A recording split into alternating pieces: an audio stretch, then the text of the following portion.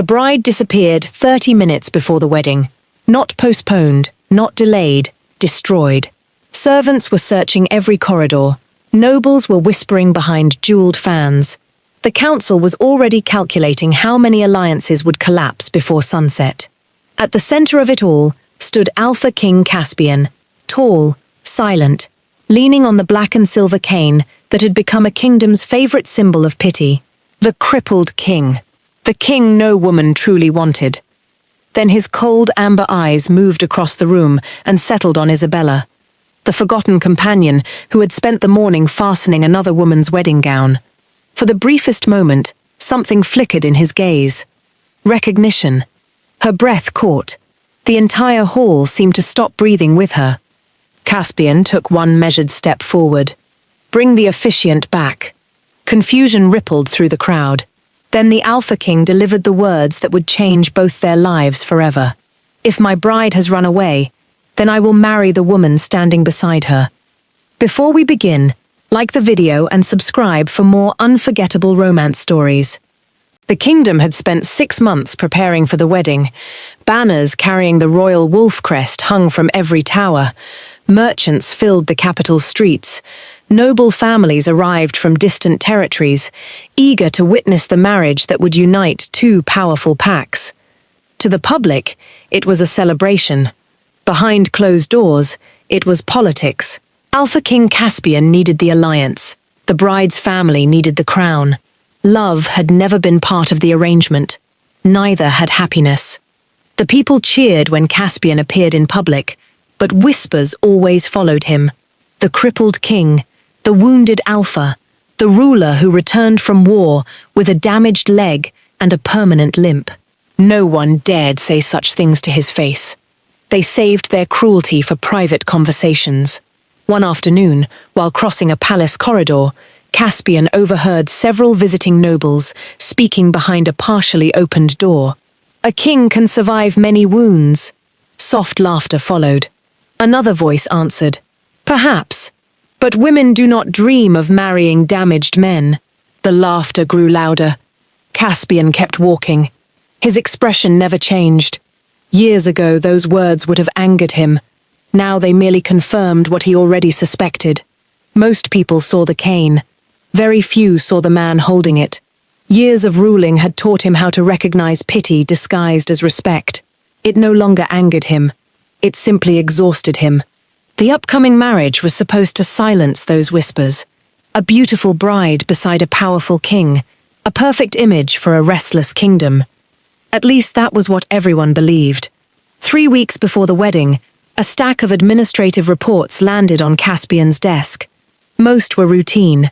Trade disputes, tax records, border complaints. One name appeared repeatedly, Isabella. At first he barely noticed. Then he saw it again, and again. A servant protected from dismissal. An orphanage quietly funded. A conflict resolved before it became scandal. The reports never praised her. They simply recorded facts. Yet somehow the same woman kept appearing wherever problems disappeared.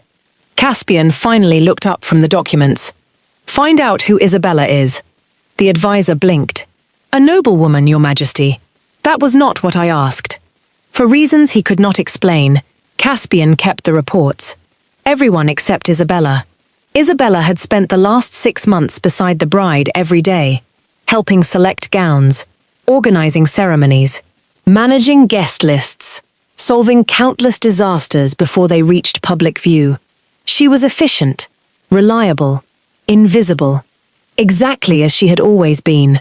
Most people barely noticed her presence. That included the bride herself. The future queen treated Isabella more like furniture than a person.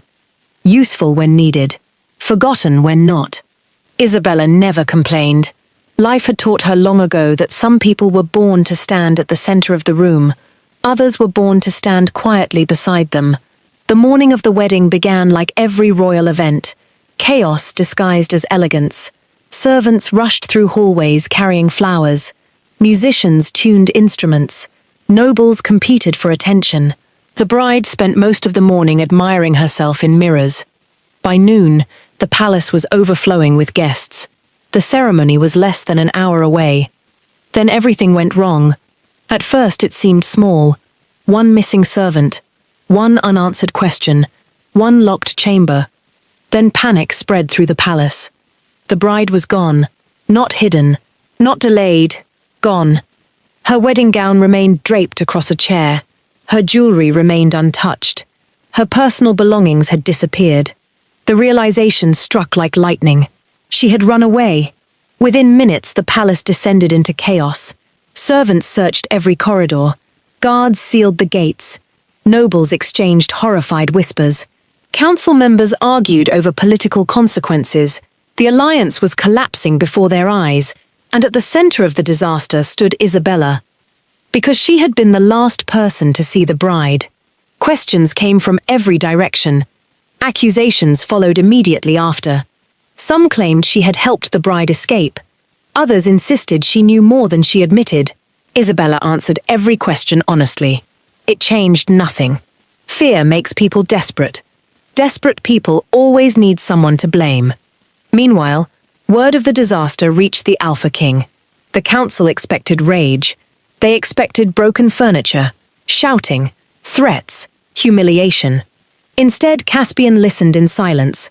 His expression never changed. His fingers remained loosely wrapped around the handle of his cane. The calm frightened people more than anger would have. One council member finally suggested postponing the ceremony. Another suggested finding a different political bride immediately. A third proposed announcing an illness to avoid public embarrassment. Caspian listened, then rose to his feet. The room fell silent. His injured leg slowed his movement. His authority did not. Without another word, he walked toward the grand ceremonial hall where hundreds of guests waited. The council hurried after him. No one understood what he intended to do. Inside the hall, confusion was spreading rapidly. Rumors moved faster than facts. People sensed disaster. They simply did not know its shape yet. Isabella stood near the front of the chamber, wishing she could disappear. The weight of hundreds of eyes pressed against her. For perhaps the first time in her life, being invisible was impossible. Then the great doors opened. Alpha King Caspian entered. The crowd immediately fell silent. His amber eyes swept across the hall. Slow, careful, unreadable. Then they stopped, directly on Isabella. For a brief moment, neither moved. A strange flicker of recognition passed through Caspian's gaze. Gone so quickly she wondered if she imagined it. And for reasons she could not explain, her heart suddenly began to race. The future of the kingdom was about to change. Neither of them knew how completely. The wedding should have become the greatest scandal in recent kingdom history. Instead, it became something far more confusing. The wedding happened, not as anyone expected, not as anyone planned, but it happened. Before the sun set that evening, Isabella stood beside Alpha King Caspian as his lawful wife. By sunrise, the entire kingdom was arguing about it. Some called it reckless, others called it brilliant. Many called it humiliating. The bride had fled. The king had married her companion. No matter how carefully people discussed it, the story always sounded unbelievable. Unfortunately for Isabella, living it felt even more unbelievable. The first week passed in a blur. New chambers, new servants, new responsibilities, new expectations. Every morning she woke expecting reality to correct itself. Every morning she remembered she was now queen. The title felt borrowed, like clothing made for someone else. The palace certainly agreed. Polite smiles greeted her in public. Whispers followed her in private. Replacement bride. Convenient solution, second choice. The words changed depending on the speaker. The meaning never did. At formal gatherings, noble women studied her with thinly disguised curiosity. At council dinners, influential lords questioned every decision she made. Even servants seemed uncertain how to address her. Not because they disliked her, because nobody quite understood what she had become. Neither did Isabella. She spent her days learning royal protocols, studying territory reports, reviewing charitable petitions, listening more than she spoke, making herself useful wherever possible. It was familiar work. She had spent most of her life solving problems nobody else wanted. The only difference was that now, everyone was watching. The pressure never seemed to bother Caspian, at least not openly. He carried himself with the same calm authority he always had, the same unreadable expression, the same measured patience, the same black cane resting beside him wherever he went. If the kingdom's gossip affected him, he never showed it. That illusion shattered during a council session. The discussion centered on military spending. Several territories required stronger defenses. The debate had already stretched far too long when one elderly lord leaned back in his chair. A ruler should know when to leave battles behind. The words sounded harmless, until his gaze drifted toward Caspian's injured leg. The implications settled across the room immediately. Several council members looked away. Others suddenly found their documents fascinating. Nobody challenged the remark. Nobody defended the king either. The silence stretched. Then Isabella spoke. Strange. Every head turned toward her. The elderly lord frowned. Your Majesty, I was just thinking the same thing. The lord looked pleased for half a second. Then Isabella continued. You spent 20 years avoiding battle entirely. The king spent 20 years surviving them. The pleasure vanished from his face. The chamber became very still.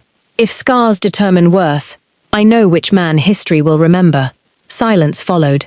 Not polite silence, shocked silence. The kind that arrives when everyone realizes a line has been crossed. No one came to the Lord's defense. No one disagreed. For perhaps the first time since the wedding, the entire room forgot Isabella had once been the replacement bride. They saw only a queen defending her king. The meeting ended shortly afterward. Several council members practically fled the room. Others suddenly remembered urgent obligations elsewhere. Within minutes, only Isabella and Caspian remained. Regret arrived late. Perhaps she had spoken too sharply. Perhaps she had embarrassed him. Perhaps... Thank you. The words interrupted her thoughts. She looked up. Caspian stood near one of the tall windows. For a moment, his expression seemed almost vulnerable. Then it vanished. You did not have to do that. Someone should have. The answer escaped before she could stop it. A faint smile appeared. Small, brief, real. Most people would disagree. Most people are wrong. The smile lingered slightly longer this time. That conversation changed something. Not dramatically, not overnight, but undeniably. For the first time, their interactions became easier, less formal, less guarded. Caspian began asking for her opinion during private discussions. At first, the questions seemed insignificant. Community disputes, trade concerns, charitable requests. Yet he listened carefully whenever she answered. More importantly, he remembered. Weeks passed. The kingdom continued debating their marriage. The palace continued watching them. But behind closed doors, a quiet partnership began taking shape. Isabella discovered the truth behind many of the rumors surrounding Caspian. He was not cold. He was cautious. He was not arrogant. He was tired. Years of leadership had taught him to measure every word before speaking. Years of pity had taught him to hide every weakness before others could exploit it. The realization changed how she viewed him, and Caspian found himself noticing things he had not expected. The way Isabella remembered servants' names, the way frightened people relaxed around her, the way she solved problems without seeking recognition, the way she quietly carried burdens nobody asked her to carry. Many rulers demanded loyalty. Isabella inspired it naturally. Neither spoke about these observations. Neither needed to. The understanding grew on its own. Slowly, steadily, like roots spreading beneath stone. By the beginning of winter, the palace had noticed the change. The king spent more time with his queen. The queen no longer seemed afraid to stand beside her husband. Conversations flowed more naturally. Silences felt comfortable. Laughter appeared occasionally. The marriage that began as a public disaster was slowly becoming something unexpected, something real. For the first time since the wedding, Isabella allowed herself to imagine a future, not because she expected love, not because she expected happiness, but because she no longer felt alone. Unfortunately, the kingdom was not finished testing them. 3 days before the winter ball, news arrived at the palace. The woman who had disappeared on the wedding day had returned. The news spread through the palace before sunset. By nightfall, the entire kingdom knew. The woman who had disappeared on her wedding day had returned. Months earlier, her disappearance had nearly destroyed an alliance. Now her return threatened something entirely different. Peace.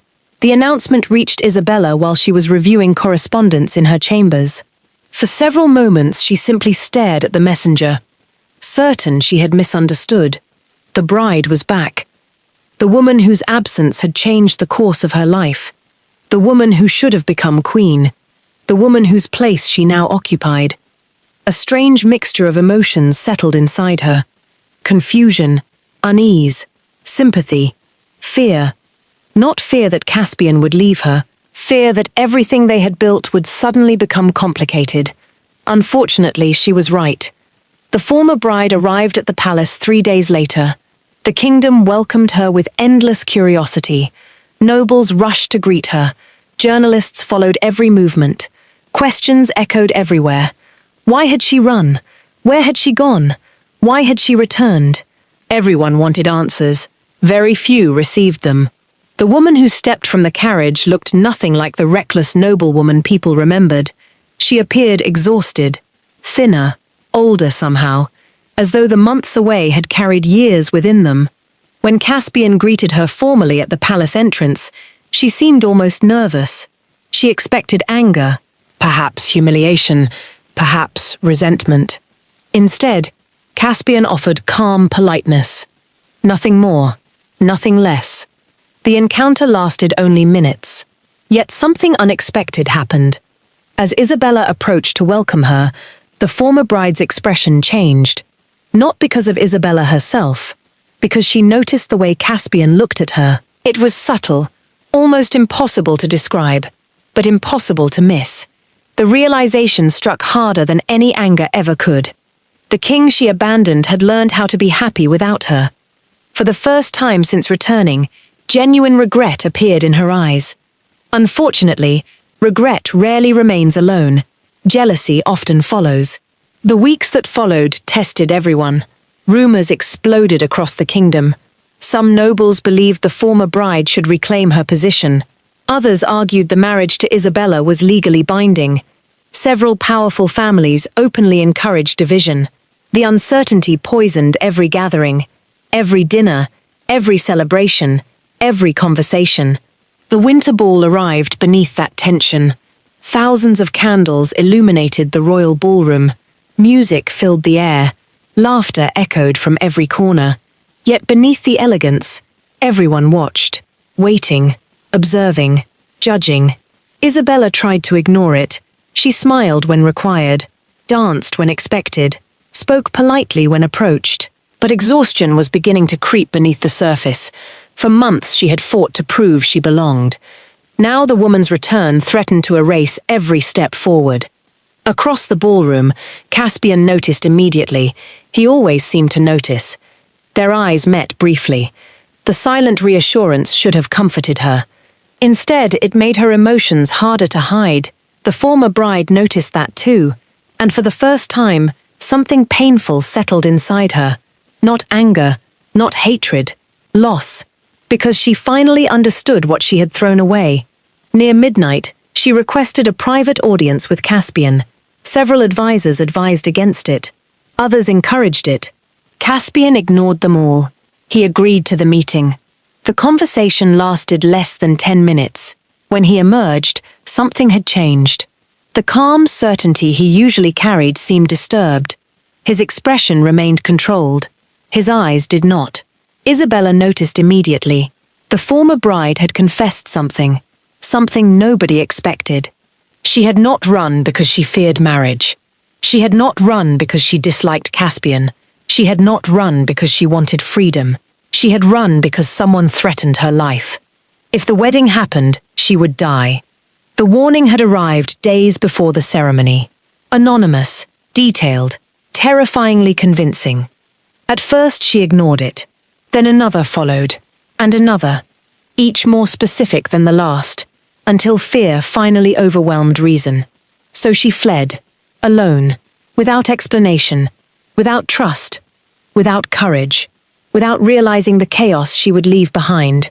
The revelation changed everything. For months, everyone had assumed a simple story: runaway bride, embarrassed king, unexpected marriage. Now that story no longer made sense.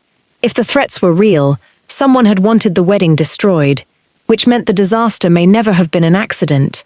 Someone had planned it, someone had benefited from it, someone had been operating in the shadows for far longer than anyone realized. For the first time, Caspian began looking at the wedding day differently. For the first time, Isabella began questioning everything. And somewhere beyond the palace walls, people who believed their secrets were buried safely beneath the past began to grow nervous, very nervous, because the truth was finally beginning to move. And once it started moving, it would not stop. The palace changed after the winter ball. Not visibly. The banners remained the same. The guards remained the same. The routines remained the same. Yet beneath the surface, tension spread through every corridor. The former bride's confession had raised more questions than answers. If someone had threatened her life before the wedding, then someone had orchestrated the disaster. Someone had benefited from the alliance collapsing. Someone had manipulated events from the shadows, and for the first time, Caspian intended to find them. The investigation began quietly. Only a handful of trusted people knew it existed. Council records were reviewed, financial archives were examined, old correspondence was collected. Every possible lead was pursued. Weeks passed. Nothing. The conspiracy seemed determined to remain buried. The lack of progress frustrated everyone, especially Isabella. The more she thought about the confession, the less comfortable she became. Something felt wrong, not about the threat itself, about the details surrounding it. One rainy afternoon, Isabella found herself reviewing older palace records while searching for unrelated charitable reports. The work was tedious. Page after page of signatures, approvals, authorizations, routine administrative records most people would never examine twice. Then something caught her eye. A single signature, small, insignificant, easy to overlook. She turned the page. The same signature appeared again. Several years later, a frown formed. She checked another document, then another, then another. The signature remained, identical, perfectly consistent. The problem was simple. The servant responsible for that authorization mark had died years earlier. Isabella stared at the records, slowly, carefully. A strange feeling settled in her chest. Someone had been using the dead servant's credentials. For years, the discovery seemed impossible, which made it dangerous. Most people would have dismissed it. Isabella did not. She carried the records directly to Caspian. For nearly an hour they reviewed every document together. Neither spoke much. Neither wanted to jump to conclusions, but the evidence continued growing. One inconsistency led to another. The trail expanded. Financial ledgers appeared. Hidden transactions emerged. Secret payments surfaced. Names began connecting. Powerful names. Influential names. People nobody had previously suspected. The deeper they dug, the darker the truth became. The conspiracy had not begun before the wedding. It had existed for years. The wedding had merely become one of its opportunities. Several noble families had been secretly manipulating trade routes, military contracts, and territorial disputes for enormous profit. The alliance created by Caspian's marriage would have threatened their control. So they had acted. The threat sent to the bride, the chaos surrounding her disappearance, the rumors that followed. Everything connected. Everything served a purpose. For the first time, the entire puzzle made sense, and none of it would have been discovered without Isabella. The realization affected Caspian more than he expected. Not because she found the evidence, because she had noticed what everyone else ignored. Again, just as she always had. The same quality that first brought her name to his attention. The same quality that made her different. The same quality that made her impossible to forget. Several days later, after another exhausting meeting with investigators, Isabella escaped into the royal gardens. The kingdom was finally beginning to understand the scale of the conspiracy. Yet instead of relief, she felt uncertainty. The evidence had proven her usefulness. It had not erased her doubts. Part of her still wondered whether she truly belonged beside a king. Part of her still remembered standing beside another woman's wedding. Part of her still feared she had only inherited a life meant for someone else. The garden was quiet. Lanterns glowed softly among flowering paths. Evening sunlight painted everything gold. She heard Caspian approach before she saw him. His cane touched the stone pathway in its familiar rhythm. Neither spoke immediately. The silence felt comfortable. Eventually, Caspian sat beside her. "You look troubled." A faint smile touched Isabella's lips. "You make that sound surprising. Perhaps because you hide it well." The smile faded. For a moment, she stared toward the horizon. Then the words escaped before she could stop them. "Do you ever wonder what would have happened if she had stayed?" Caspian understood immediately. The former bride, the wedding, the life that never happened. No. The answer came without hesitation. That surprised her. Why? Because I already knew my answer long before the wedding. Confusion crossed her face. Caspian reached inside his coat, then handed her a thin collection of documents. Isabella accepted them carefully. The moment she looked down, her breath caught. Every page carried her name, reports, records, observations, mentions, incidents, months before the wedding, the documents she never knew existed, the documents Caspian had quietly collected. She looked up slowly, unable to understand. "The day the bride disappeared was not the first day I chose you." The words stole every remaining thought. For several seconds, the world seemed to stop.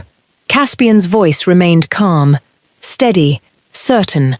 "I first noticed your name because problems disappeared wherever you went. Servants trusted you. Children trusted you. People followed your example without realizing it. The more I learned, the more difficult it became to ignore." Emotion tightened her throat. "You barely knew me. I knew enough." His gaze never left hers. "I knew your character. I knew your reputation. I knew what kind of woman you were when nobody important was watching. That mattered far more than appearances." The garden became very quiet. Months of doubt, months of uncertainty, months of wondering whether she had simply been convenient. They shattered one piece at a time. "The day the bride disappeared was not the first day I chose you." A faint smile appeared. "It was merely the first day I stopped pretending I had not." The tears arrived before Isabella realized they were coming. Not from sadness, from relief. Because for the first time since the wedding, she understood the truth. She had never been the nearest woman standing beside the bride. She had never been an emergency solution. She had never been second choice.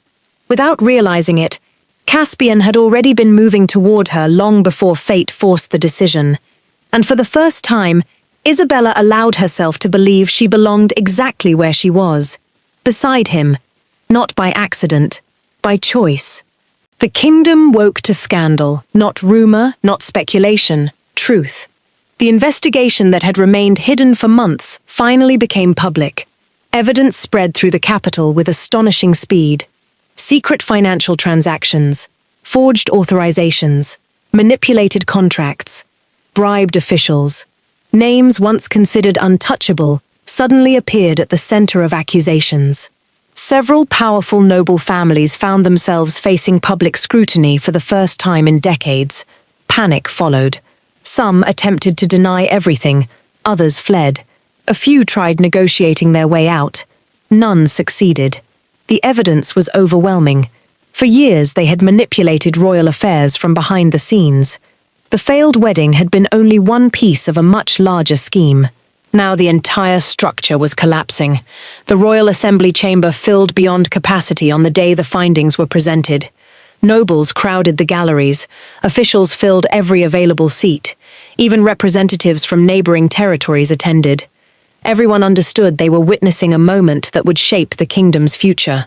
At the center of the chamber stood Alpha King Caspian, calm, steady, unshaken. Beside him stood Isabella, The same woman many of those nobles had dismissed months earlier. The same woman they once called a replacement bride. The same woman they had underestimated. One by one, investigators presented the evidence. Documents, witness statements, financial records, years of corruption exposed beneath public scrutiny. The chamber grew quieter with each revelation.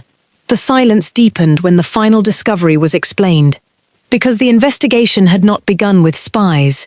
It had not begun with royal investigators. It had not begun with military intelligence. It had begun with Isabella. The announcement spread through the room like a shockwave. Heads turned immediately. Disbelief appeared on dozens of faces. Several nobles exchanged stunned looks.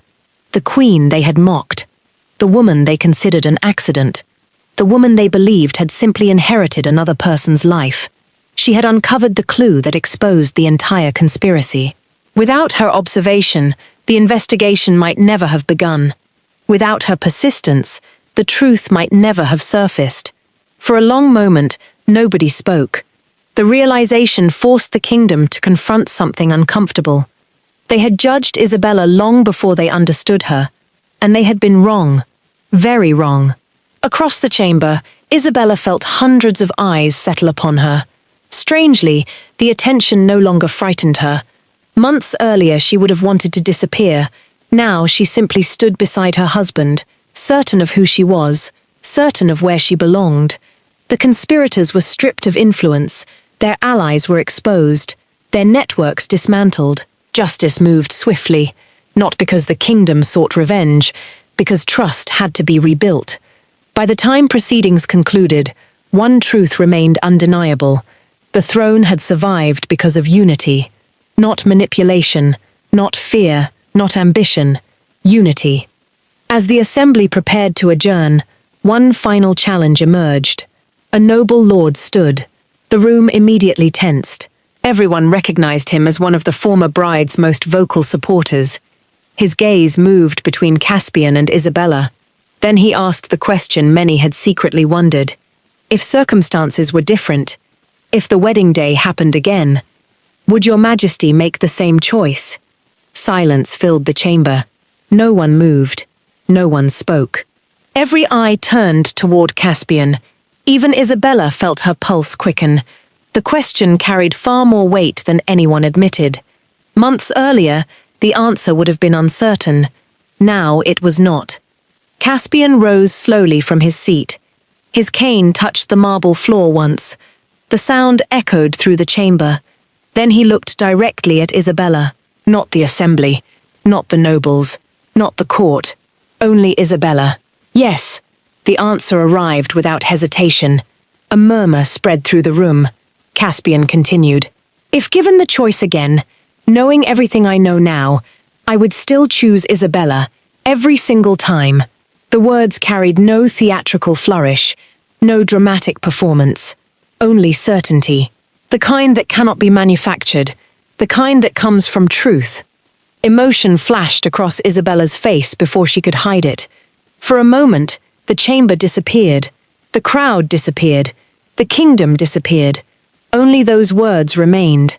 Across the room, another woman heard them too. The former bride stood quietly among the guests, watching, listening, remembering. For a brief moment, she saw the life she once expected to live, the crown she once anticipated wearing, the future she once imagined would belong to her. Months earlier, she might have resented Isabella. Months earlier, she might have blamed fate. Now she understood something she had spent too long resisting. Isabella had never taken her place. Isabella had earned it. The realization hurt, but it also brought peace, because for the first time, she understood what Caspian had found. Not convenience, not circumstance, not obligation. Choice. Real choice. And she could not honestly argue against it. A faint smile touched her lips. Small, bittersweet, genuine. Then she turned and quietly left the chamber. Not defeated, not humiliated. Simply ready to let the past remain where it belonged. Behind her, inside the assembly hall, something else was ending. Months of doubt. Months of speculation. Months of questions. The kingdom had finally received its answer. The replacement bride was not a replacement at all. She was their queen, and no one questioned it anymore. 4 months later, spring arrived gently that year. The kingdom welcomed it with festivals, celebrations, and a sense of optimism that had been absent for far too long. The conspiracy was gone. The scandals were fading into memory. Trade routes flourished once more. Territories that had spent years competing against one another were finally cooperating. For the first time in a long while, the kingdom felt stable, peaceful, hopeful. Yet the most anticipated event of the season had nothing to do with politics. It was a wedding, not a royal obligation, not an alliance, not a negotiation disguised as ceremony. A wedding, the kind people actually celebrated. The palace gardens had been transformed for the occasion. Thousands of white blossoms decorated the pathways. Silver ribbons drifted softly between flowering arches. Musicians filled the spring air with gentle melodies. Guests arrived from every corner of the kingdom. Nobles, merchants, pack leaders, servants, even children from the orphanages Isabella had quietly supported over the years. The crowd gathered not because they were required to attend, because they wanted to, because they had witnessed the story unfold, because they understood what this day meant. At the end of the flower-lined aisle stood Alpha King Caspian. The black ceremonial coat he wore carried the royal wolf crest embroidered in silver thread. Sunlight reflected softly against polished silver details. His cane remained beside him, as it always would. But for the first time in years, nobody looked at it first. They looked at him, the king, the man, the husband. The smile resting quietly on his face seemed impossible to miss. Then the music changed. Every conversation stopped. Every head turned. And Isabella appeared. For a moment, the entire garden seemed to hold its breath. She stood beneath the flowering archway in a sea-green ceremonial gown, embroidered with silver vines and delicate royal detailing. Sunlight danced through her golden hair. Her sapphire blue eyes shone with happiness. Not nervousness, not uncertainty. Happiness. The difference mattered. 4 months earlier, she had walked toward an altar because circumstances demanded it. Today she walked because she wanted to. Every step felt lighter. Every step carried certainty. The guests smiled as flower petals drifted softly through the air. The journey down the aisle seemed to pass in an instant. By the time Isabella reached him, Caspian's gaze had never once left her. The smile he reserved for very few people appeared fully. Warm, unguarded, real. For several seconds neither spoke, neither needed to. Then Caspian leaned slightly closer. His voice remained quiet enough that only she could hear it. "This is how I wanted the first one to happen." Emotion immediately tightened her throat, not because the words were dramatic, because they were honest. The memory of that first wedding flashed briefly through her mind. The panic, the whispers, the accusations, the uncertainty, the fear, everything that had begun in chaos, everything that had somehow led them here. Caspian's expression softened. No panic, no scandal, no chaos, only us. A small laugh escaped her, despite the tears gathering in her eyes. The officiant began speaking moments later. The ceremony itself felt simple, beautiful, exactly as both of them wanted. No political speeches, no negotiations, no hidden agendas, only promises. Promises freely given, promises freely accepted. When the vows were finally exchanged, the applause seemed endless. Cheers echoed across the gardens. Flower petals filled the air. Laughter followed. The kingdom celebrated. But neither Isabella nor Caspian paid much attention to the crowd. Their focus remained exactly where it belonged, on each other. Because after everything that had happened, they finally understood a truth neither had fully seen at the beginning. Some choices are made in a single moment.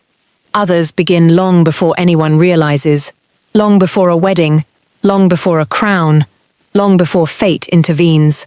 Sometimes a choice begins the first time one person quietly notices another and refuses to forget them. As the spring sun settled across the gardens and the celebration continued around them, Isabella slipped her hand into Caspian's. This time, there were no whispers, no doubts, no second choices. Only a king, only a queen, and the love they had both been walking toward long before either of them knew it. Thank you for listening. If you enjoyed this story, don't forget to like, comment, subscribe, and we'll see you in the next story.